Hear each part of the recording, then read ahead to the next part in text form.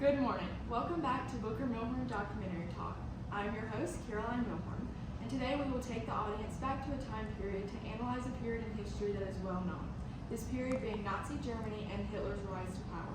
For today's segment, the main goal that we hope to provide to the viewer is how Hitler became well known and essentially what helped him rise to power. The question that this documentary segment will answer is as follows. How did Nazi propaganda play a role in promote Hitler's rise to power? And how did propaganda create a figure of Hitler that Germans would accept and promote?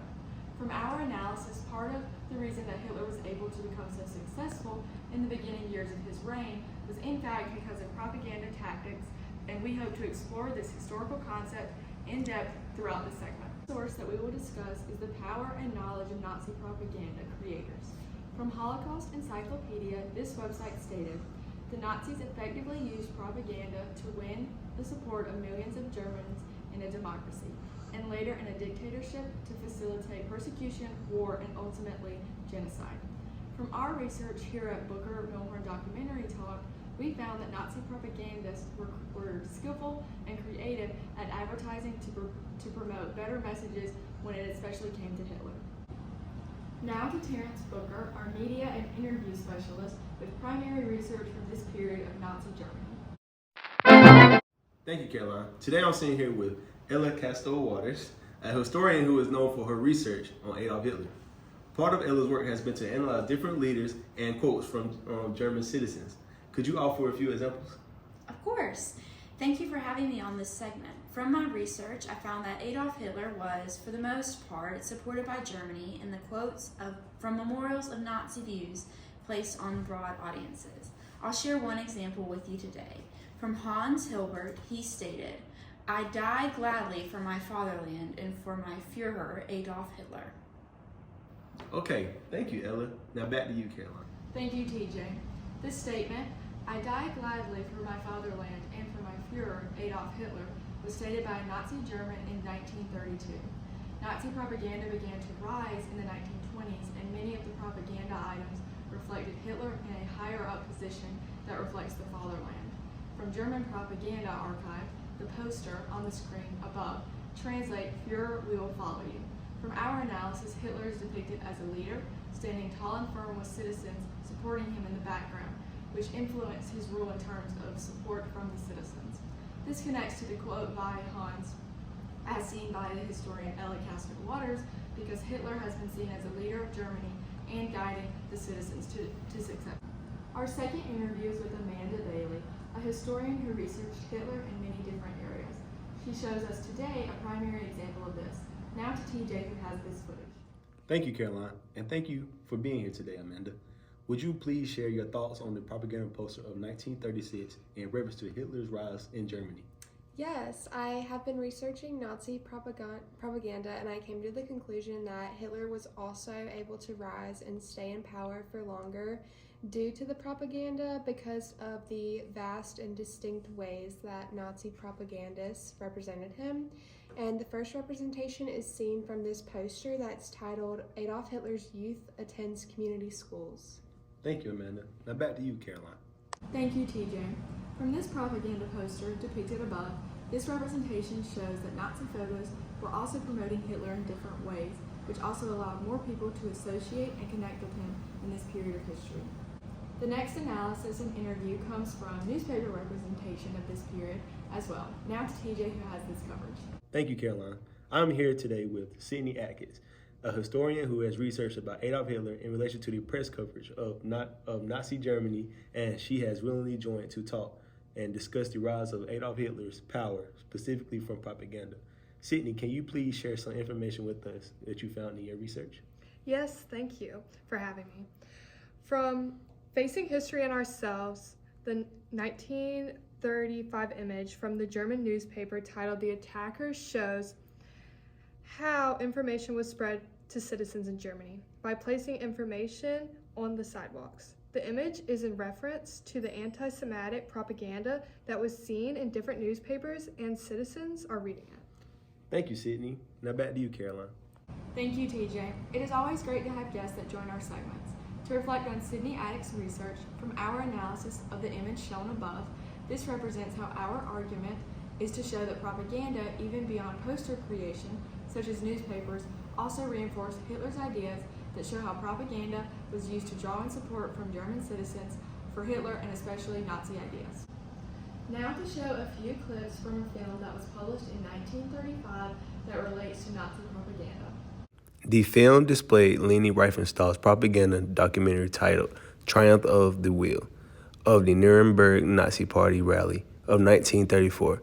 The movie was made in 1935 and shows how propaganda techniques were created and allowed another form of propaganda to suggest both Hitler's ideas to the German population. The film shows the use of many cameras, different angles of Hitler as shown by the cameras, as well as the creative editing done for this documentary film. The film also reminded Germany about the World War and the suffering of Germany, but then displayed Hitler on the screen, which by our analysis was a creative method to associate the rebirth of Germany with Hitler specifically. From our argument, this film was shown to other countries to allow Nazi Germany to spread to foreign regions because it was showed to various areas and essentially showed how loved and supported Hitler was. In the clip provided from Triumph of the Will, Hitler is being portrayed as a warm, inclusive leader. The dictator is being shown waving to a large crowd of onlookers, a majority of them screaming in excitement. Hitler is using a similar approach to what we see in modern-day politicians. In order to warm up to the public, outward displays of kindness such as kissing babies and shaking hands with the elderly will often do the trick. Propaganda during this time played a huge role in how politicians and other leaders of the world were portrayed. Because Hitler was only ever shown in a positive light, it was fairly predictable that he would earn a devoted following. Those who looked up to Hitler had been easily convinced that this welcoming facade truly portrayed who he was. This would curate the myth of Hitler wanting what was best for the people of Germany, when in fact there was something much more sinister at hand. Another propaganda source was created in 1936, which we found throughout our research, and it seems to be showing that Hitler appeared to be like an angel that sprinkled gold dust behind him as he moved throughout Germany. For this image depicted above in the propaganda tactic, we see that it is important to review a time period that this is specifically set in.